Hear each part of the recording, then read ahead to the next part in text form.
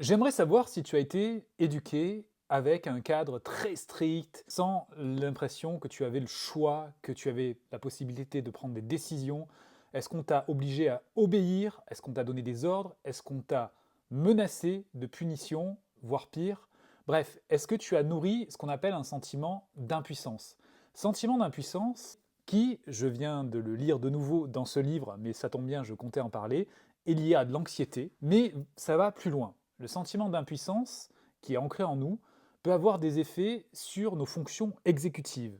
Fonctions exécutives qui concernent la mémoire de travail, l'inhibition, la flexibilité cognitive ou encore la planification. Cela peut s'illustrer notamment par une incapacité à persévérer, mais aussi à s'adapter, à explorer de nouvelles solutions, et, un sujet qui nous intéresse particulièrement, une incapacité à réguler les émotions. Par exemple, un enfant qui aurait cette impuissance, ce sentiment d'impuissance en lui, aurait plus de difficultés à réguler sa frustration.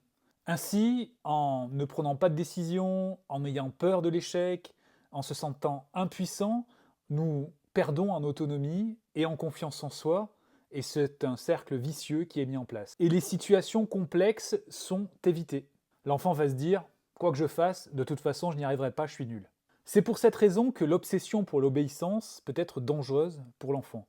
Le sentiment de puissance signifie pas que l'enfant est tout puissant, là aussi c'est un piège et une interprétation, une croyance erronée. Ce que cela implique, c'est que les enfants qui sont intégrés dans les décisions, à qui on va demander leur avis, à qui on va confier des missions, ces enfants-là vont se sentir au sein d'une équipe considérés tels qu'ils sont et pourront aussi nourrir un sentiment de puissance. Ce n'est pas un sentiment de domination, mais un sentiment de puissance personnelle. C'est la grosse différence. Pour éviter justement que les enfants aient un sentiment d'impuissance, préférons, plutôt que l'obéissance, la coopération et cette intention de coopérer avec l'enfant et surtout de lui faire confiance. Je vous dis à bientôt pour une nouvelle vidéo.